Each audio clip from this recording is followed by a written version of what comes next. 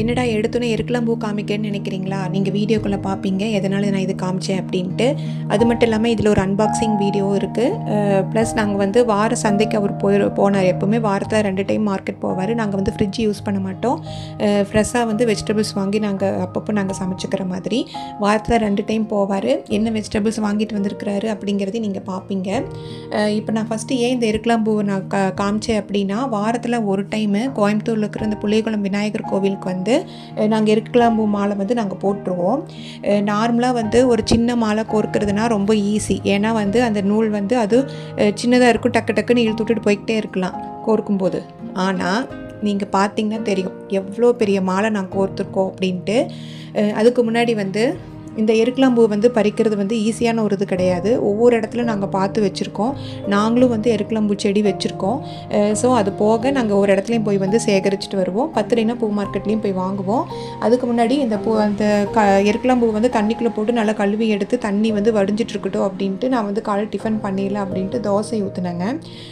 எங்கள் வீட்டில் வந்து எப்படின்னா என்னை வந்து தோசை ஸ்பெஷலிஸ்ட்டுன்னு சொல்லுவாங்க. ஏன்னா ரொம்ப லேசாக அப்படியே அந்த என்ன சொல்லுவாங்க, ஈசலோட இறகு இருக்கும் இல்லையா, அந்த மாதிரி வந்து ரொம்ப லேசாக நான் தோசை ஊற்றுவேன். எல்லாத்துக்கும் வந்து ரொம்ப பிடிக்கும். நான் சீக்கிரமாக ஊற்றிடுவேன். ஆனால் ஒரு 4 தோசை சாப்பிட்டா தான் ஒரு தோசைக்கு சாப்பிட்ற மாதிரியான ஈக்குவல் இருக்கும். சரி, இப்போ பார்த்திங்கன்னா தெரியும் நாங்கள் கோர்க்கிறதுல வீடியோ எடுக்கலை. ஏன்னா ரொம்ப லேட் ஆகிடுச்சு, கோயிலுக்கு கொண்டே கொடுக்கணும் அப்படின்ட்டு. அவர் வந்து சுற்றுறாரு, கையில் வந்து சுற்றுவார். நான் வந்து அதை வீடியோ எடுத்திருக்கேன். அப்போ பாருங்கள், ஒரு துளி கூட சிக்கல் இல்லாமல் சுற்றணும். எவ்வளோ பெரிய மாலை நீங்கள் கீழே பார்த்தீங்கன்னாவே தெரியும். மேலே அந்த 2 இது போய்கிட்டு இருக்கு இல்லையா, அவர் வந்து அதை சுற்றிக்கிட்டு இருக்கிறாரு கையில். சிக்கு உழுகாத மாதிரி அந்த 2 பிரிஞ்சிருக்கணும், ஒன்றோடு ஒன்று சுற்றிக்கக்கூடாது. அது மட்டும் இல்லாமல் ஒரு பூ வந்து கொஞ்சம் பிஞ்சிருந்தால் கூட அதை வந்து எடுத்துகிட்டு மறுபடியும் எல்லா பூவையும் ஒன்றா சேர்ப்பார். அந்த மாதிரி பண்ணுவார். பாருங்கள் எப்படி எவ்வளோ பெரிய மாலை நாங்கள் கோர்த்துருக்கோம் அப்படின்ட்டு. கடைசியில் அவர் வந்து கையில் சுற்றிருப்பார் என்னோட கணவர். அதையும் நான் காமிப்பேன். இது வந்து லேசுப்பட்ட காரியம் இல்லைங்க. கோர்க்கிறதே வந்து ரொம்ப டயர்டாகிடும். ஏன்னா கை அப்படி வலிக்கும். அது பார்த்தா தான் சாதாரண விஷயம் மாதிரி இருக்கும். அதுவும் இல்லாமல் இந்த சிக்கு இல்லாமல் சுற்றுறது இருக்குதுங்களே, அது வந்து ஒரு மிகப்பெரிய ஒரு கை வலியாக இருக்கும் ஒவ்வொரு டைமுக்கு. பாருங்கள் எப்படி பொறுமையாக அவர் வந்து எடுத்துக்கிட்டு இருக்கிறாருன்னு. நான் இத்தனைக்கும் இது வந்து நான் கொஞ்சம் ஸ்பீடு பண்ணியிருக்கேன். அப்படி இருந்துமே வந்து இவ்வளோ பொறுமையாக வந்து இருக்கிற மாதிரி இருக்குது. அப்போ ஸ்பீடு பண்ணலைன்னா நினச்சி பாருங்கள் எப்படின்ட்டு. வாரம் ஒரு மாலைங்க. அது மட்டும் இல்லாமல் டெய்லி ஒரு கோயிலுக்கு வந்து எங்கள் செடியில் பூத்த பூக்கள் வந்து மாலை, அதெல்லாம் நீங்கள் போன வீடியோவில் பார்த்துருப்பீங்க. குட்டி குட்டியாக மாலைகள் கோர்த்து நாங்கள் கொடுப்போம். நாங்கள் வந்து தேங்காய் வியாபாரங்க. வாரத்தில் 2 நாள் 3 நாள் வந்து அவர் தேங்காய் வியாபாரத்துக்கு போவார். வேலை இருக்கும்போது சின்ன சின்ன வேலைகள் வந்து பண்ணி கொடுப்பாரு. அந்த மாதிரி தான் நாங்கள். பாருங்கள் எப்படி சிக்கு விழுகாத மாதிரி எடுக்கிறாரு அப்படின்ட்டு.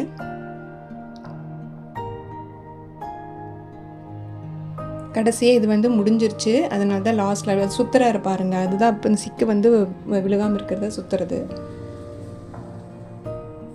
இப்போ நீங்கள் பார்க்கத்தான் போகிறீங்க. எவ்வளோ பெரிய மாலை பாருங்கள் கையில் தெரியுதுங்களா? புளியகுளம் விநாயகர் கோவில் வந்து தமிழ்நாட்டிலேயே மிகப்பெரிய விநாயகர் கோவில். அது விநாயகர் சிலை இருக்கும். ஒரே கல்லில் வந்து 19 அடி சிலையை வந்து செஞ்சுருப்பாங்க. ரொம்ப சூப்பராக இருக்கும். இது வந்து வெள்ளிக்கிழமை. அது வந்து அந்த விலாகு வந்து வியாழக்கிழமை எடுத்தது அந்த எருக்கலம்பூ மாலை. இது வந்து வெள்ளிக்கிழமை. எப்போவுமே வாரம் எங்கள் வீட்டிலேருந்து கொஞ்சம் பிரசாதம் போயிடும் கோயிலுக்கு. நாங்கள் வந்து செயற்குழு உறுப்பினராக இருக்கோம் கோயிலில். புளியகுளம் கிடையாது, ஒரு மாரியம்மன் கோவிலில் வந்து செயற்குழு உறுப்பினராக இருக்கோம். வாரம் வந்து பிரசாதம் போயிடும். அந்த கரண்டி பார்த்துருக்கீங்களா, அந்த மாதிரி ஒரு கரண்டி வந்து அந்த தொன்னை இருக்கும், அதில் வந்து வச்சு ஒவ்வொருத்தருக்கு கொடுப்போம் அந்த மாதிரி. அது மட்டும் இல்லாமல் காலி பாத்திரம் வந்து வீட்டுக்கு எடுத்துகிட்டு வரக்கூடாது. அப்போ எங்கள் 4 பேத்துக்கான சாப்பாடு அளவாக வந்து அதிலேயே வச்சு மீதியாக்கி அங்கே கொண்டு வந்திருந்தோம். அதுதான் வந்து அந்த தட்டில் போட்டு நான் காமிச்சிக்கிட்டு இருக்கேன். பாருங்கள் எவ்வளோ சூப்பராக வந்திருக்கு புளியோதரை. நான் உண்மையாலுமே நான் வந்து என்னை பற்றி பெருமையாக தாங்க சொல்லுவேன். ஏன்னா சமையல் கலைங்கிறது சாதாரண விஷயம் கிடையாது. அது வந்து அந்த நுணுக்கங்கள்லாம் தெரிஞ்சிருக்கணும். சின்ன வயசுலேருந்தே எனக்கு அது கற்றுக் கொடுத்துருக்காங்க. அது மட்டும் இல்லாமல் எங்கேயாவது போகிறோம் அப்படின்னா எங்கிட்ட சொல்லிடுவாங்க, புளியோதரை வேணும், தக்காளி சாதம் வேணும், தயிர் சாதம் வேணும், அந்த மாதிரி எல்லாமே சொல்லிடுவாங்க. நாங்கள் பண்ணி பிக்னிக் மாதிரிலாம் போவோம். இது வந்து ஒரு அன்பாக்சிங் வீடியோன்னு சொல்லியிருந்தேன். உங்களுக்கு போன வீடியோலே தெரியும் மஸ்கிட்டோனால எவ்வளோ பெரிய பிரச்சனை இருக்குது அப்படின்ட்டு இந்த ஏரியாவில். இத்தனைக்கும் வந்து நாங்கள் ட்ரையாக தான் வச்சுருப்போம். மேக்ஸிமம் பூச்செடிக்கு தண்ணி ஊற்றினாலும் கூட கொஞ்சம் நேரம் வெளியே வெயிலில் வச்சுட்டு அதுக்கப்புறம் தான் உள்ளே கொண்டு வருவோம். அந்த மாதிரி தான் வச்சுருப்போம். வேப்பெண்ணெய் வந்து மருந்தெல்லாம் அடிப்போம். ஆனால் எங்கள் வீட்டில் வந்து இந்த பிரச்சனையெல்லாம் இந்த ஊரே ஃபுல்லாக வந்து மஸ்கிட்டோஸ் நிறையா இருக்குது. அதனால் வந்து சரி, போன டைம் வந்து மஸ்கிட்டோ டோர் வாங்கியிருந்தேன். டோர்னால் அந்த மஸ்கிட்டோ நெட்டு மாதிரி. இப்போ வந்து பேட் வாங்கியிருக்கேன். ஏற்கனவே ஒரு பேட் இருக்குங்க. அது வந்து கொஞ்சம் வேலை செய்ய மாட்டேங்குது, அப்பப்போ இதாகுது அப்படின்ட்டு புதுசாக ஒன்று வாங்கியிருந்தோம். இதனுடைய ரேட் என்ன அப்படிங்கிறது வந்து நான் டிஸ்கிரிப்ஷனில் போடுறேன். இதெல்லாம் பிரித்தது எல்லாமே என்னோடய பையன்தான். என்னோடய பையனுக்கு வந்து சமையல் வந்து ரொம்ப பிடிக்கும். நான் அப்பப்போ கற்றுக் கொடுத்துட்ருக்கேன்னு போன விலாக்லேயே நான் உங்களுக்கு சொல்லியிருப்பேன். அவன் வந்து ஒரு ஏர் ஃப்ரையரில் வந்து ஒரு ரெசிபி பண்ணியிருப்பான். அது நான் வீடியோ எடுத்து வச்சுருக்கேன். அது வந்து நான் ஷார்ட் வீடியோவாக போடுறேங்க. பாருங்கள் பேட் எப்படி இருக்குன்னு. நல்லா தரமாக இருந்துச்சு. நான் செக் பண்ணியும் பார்த்துட்டேன். நல்லா வெயிட்டும் கூடங்க. உண்மையாலுமே நேரில் போய் பார்த்து வாங்கினா எப்படி இருக்குமோ அந்த மாதிரி இருந்துச்சு. நல்லா அகலமாக இருந்துச்சு. அந்த கொசு அடிக்கிற இடம் வந்து நல்லா அகலமாக இருந்துச்சு. நல்லா சார்ஜ் அதில் போட்டிருந்தது. ஃபஸ்ட்டு எடுத்தோடனே ஒரு 4 மணி நேரம் சார்ஜ் போட்டு விட்ருங்க, அதுக்கப்புறமா யூஸ் பண்ணுங்கள், அதுக்கப்புறம் டெய்லி கொஞ்சம் நேரம் போட்டிங்கன்னா போதும் அப்படின்ட்டு அந்த பட்டனெல்லாம் நான் காமிச்சிட்ருந்தேன்.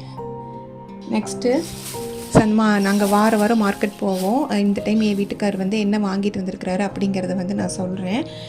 நான் வந்து எப்பாவது ஒருக்க தான் அவர் கூட போவேன். இவர் தான் வந்து மேக்ஸிமம் இவர் வந்து சந்தையில் வந்து தேங்காய் வியாபாரம் பண்ணுறாங்க என் வீட்டுக்காரரு. அப்போ வந்து வரும்போது வெஜிடபிள்ஸ் வாங்கிட்டு வருவாருங்க. என்னென்ன வெஜிடபிள்ஸ் வாங்கிட்டு வந்திருக்கிறாரு அப்படின்ட்டு நான் சொல்கிறேன். ஃபஸ்ட்டு வந்து முள்ளங்கி. எங்கள் வீட்டில் வந்து எல்லாத்துக்குமே முள்ளங்கி சாம்பார் ரொம்ப பிடிக்குங்க. எந்த அளவுக்கு நாங்கள் நான்வெஜ் வந்து விரும்பி சாப்பிட்றோமோ அந்தளவுக்கு வந்து வெஜிடபிள்ஸும் ரொம்ப விரும்பி சாப்பிடுவோம். பொரியல் வந்து டெய்லி இருந்துருங்க. நான்வெஜ் செய்கிற அன்றைக்கி மட்டும் இருக்காது, மற்ற நாளெல்லாம் வந்து பொரியல் டெய்லி இருந்துடும். அதே மாதிரி பொல்லங்காய், அவரைக்காய் பாருங்கள் எவ்வளோ ஃப்ரெஷ்ஷாக நல்லா நீளமாக இருந்துச்சுங்க. பார்க்கும்போதே பச்சைக்காயே சாப்பிட்லாம் போல் இருந்துச்சு, அவ்வளோ ஃப்ரெஷ்ஷாக இருந்துச்சு. நீங்கள் பார்த்தீங்கன்னா தெரியும். இந்த அவரைக்காய் பார்க்கும்போது எனக்கு வந்து எங்கள் ஊர் ஞாபகம் தாங்க வரும். எல்லாமே கொடியில் வந்து சூப்பராக அவரைக்காய் இருக்கும். இன்னொன்று வந்து வயலட் கலரில் ஒல்லியாக இருக்கும் இல்லையா, அந்த அவரைக்காயும் இருக்கும். நாங்கள் எல்லாமே போட்டிருப்போம். அதுக்கப்புறம் இந்த கறி அவரைக்காயும்பாங்க, கொஞ்சம் குண்டாக இருக்கும், அதுவும் நாங்கள் போட்டிருப்போம். பொல்லங்காய், பீக்கங்காய், என்னென்ன காய் வேணுமோ அது எல்லாமே நாங்கள் இருக்கும். மேக்ஸிமம் வந்து இந்த இங்கிலீஷ் காய்கறிகள் மட்டும்தான் எங்களோட பூமியில் விளையாது, மற்றது எல்லாமே நல்லா விளையுங்க. அதெல்லாம் நாங்கள் பறிப்போம். பீன்ஸ் கூட நாங்கள் போட்டிருந்தோம். ஸோ இந்த மாதிரியெல்லாம் நாங்கள் பார்க்கும்போது அதெல்லாம் ஞாபகம் வரும் எனக்கு. அதே மாதிரி தான் பீன்ஸு அண்டு கேரட்டும் வாங்கியிருந்தார். இது வந்து எப்போவுமே டெய்லி வந்து வெண்டைக்காய் என் பையனுக்கு நான் கொடுத்துருவேன். ஸோ வெண்டைக்காய் பொரியலுக்காக வாங்கிட்டு வந்திருந்தார். இங்கே அவர் சந்தையிலேருந்து வாங்கிட்டு வந்து தீர்ந்தாலும் பக்கத்தில் கடையில் வந்து நான் எப்போவுமே வெண்டைக்காய் வாங்கிடுவேன். நெக்ஸ்ட் வந்து பீன்ஸு, அப்புறம் பீட்ரூட். அதே மாதிரி தான் பீட்ரூட் வந்து என் வீட்டுக்காரர் சாப்பிட்றது இல்லைங்க, என் பையன் தான் சாப்பிடுவான், நானும் என்னோடய பையனும். அதனால தான் 2 வாங்கிட்டு வந்துருக்கிறாரு. இஞ்சி வந்து ஒரு வாரத்துக்கு தேவையானது. ஏன்னா டெய்லி காலையிலையும் சாயந்தரமும் இஞ்சி டீ குடித்தா தாங்க. எங்கள் குடும்பத்தில் நாங்கள் எல்லாருமே டீ பிரியர்கள், உண்மையாலுமே சொல்கிறேன். என்னென்னா டீ வந்து பொறுத்த வரைக்கும் டிக்கேஷன் அதிகமாக போடக்கூடாது. டிக்கேஷன் கொஞ்சம் கம்மியாக போட்டு நம்ம இஞ்சி அண்டு குறுமிளகு இத்தினோண்டு நுணுக்கி போட்டு டீ வச்சு பாருங்கள், சூப்பராக இருக்கும். அதே மாதிரி பொல்லங்காய் நல்லா சூப்பரான காய் வாங்கிட்டு வந்திருந்தார். இதெல்லாம் முடிச்சுட்டு அவர் சொன்னார், என்ன இதை எடுத்துகிட்டு போகலையான்னு கேட்டார். அப்படின்னு என்ன எடுத்துகிட்டு போகல, எல்லாமே வெஜிடபிள்ஸ் எல்லாம் நான் கொண்டு வந்துட்டேனே அப்படின்ட்டு பார்க்கும்போது ஒரு சாக்கை கொண்டு வந்து கொடுத்தாரு. ஸோ அந்த சாக்கில் என்ன இருக்குதுன்னு பார்த்தா, இப்போ வெங்காய விலை வந்து ஏறிட்டு இருக்குது அப்படின்ட்டு கொஞ்சம் வெங்காயம் வாங்கிட்டு வந்திருந்தாருங்க.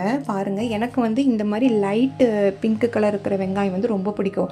ஆனால் இன்னொன்று இருக்குங்க, வயலட் கலர். இப்போ அதே நான் காமிச்சிருப்பேன் அந்த கவரில், ஏதோ 1-2 அந்த வயலட் கலர் வெங்காயம் வந்திருக்கு. ஐயோ, அந்த வெங்காயம் எனக்கு சுத்தமாக பிடிக்காதுங்க. அது போடுறதுக்கு போடாமே இருந்துக்கலாம் அந்த மாதிரி.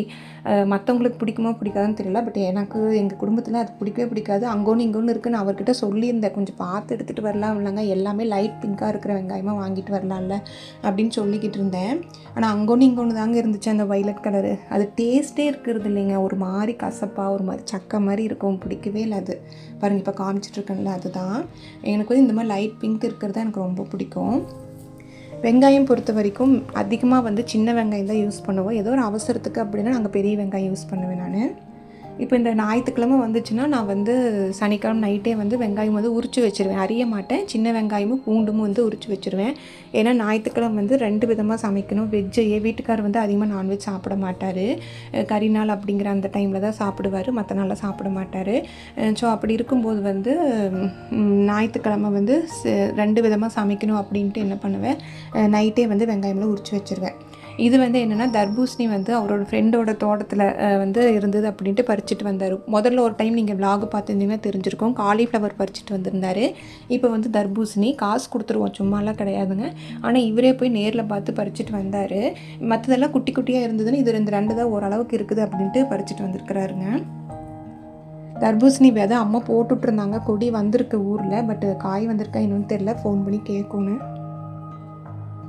நல்லா வெயிட்டு தாங்க. ஆனால் சின்ன சின்னதாக தான் இருக்குது. ஒத்த கையில் தூக்க முடியாமல் தூக்கி காமிச்சிக்கிட்டு இருக்கேன் உங்ககிட்ட. அப்போல்லாம் வந்து ஒரு சின்ன கொய்யாப்பழம், ஒரு சின்ன இழந்த பழம் இதெல்லாமே வந்து ஒரு பெரிய விஷயமா இருக்கும். இப்போ நம்ம எல்லாம் வாங்கி கொடுக்குறோம். இப்போ இருக்கிற வாண்டுகளுக்கு இறங்க மாட்டேங்குது. காய்கள்லாம் நல்லா சாப்பிட்றான் என்னோடய வீட்டில். அதுக்கப்புறம் வந்து தானியங்கள், அதாவது சத்து மாவு கூழ், ராகி கூழ்லாம் இன்னுமே நான் கண்டினியூ பண்ணிகிட்ருக்கிறேன். அதெல்லாம் நிறுத்தவே இல்லை. அவன் குழந்தையிலேருந்து இப்போ வரைக்குமே அவன் குடிச்சிட்ருக்கான். ஆனால் இந்த ஃப்ரூட்ஸை பொறுத்த வரைக்கும் அவனுக்கு குடிக்க வைக்கிறது பெரும்பாடுங்க. ஃப்ரூட்ஸ் கட் பண்ணி கொடுத்து அவன் சாப்பிட மாட்டேன்றான். அது என்னன்னே தெரியல. கட் பண்ணி அந்த இடத்துல வச்சுருந்தாலும் அது கிட்டேயே போக மாட்டேன்றான். நான் என்ன பண்ணுறது, அப்புறம் எப்படியோ கஷ்டப்பட்டு ஆப்பிள், மாதுளம்பழம், அதுக்கப்புறம் சாத்துக்குடி, இப்போ புதுசாக முலாம்பழ ஜூஸ் ஆரம்பிச்சிருக்கேன். இந்த 4 ஜூஸை தவிர எந்த ஜூஸுமே அவன் எடுத்துக்கிறது கிடையாதுங்க. இதுக்கே நான் ரொம்ப பாடுபட்டுட்டேன்.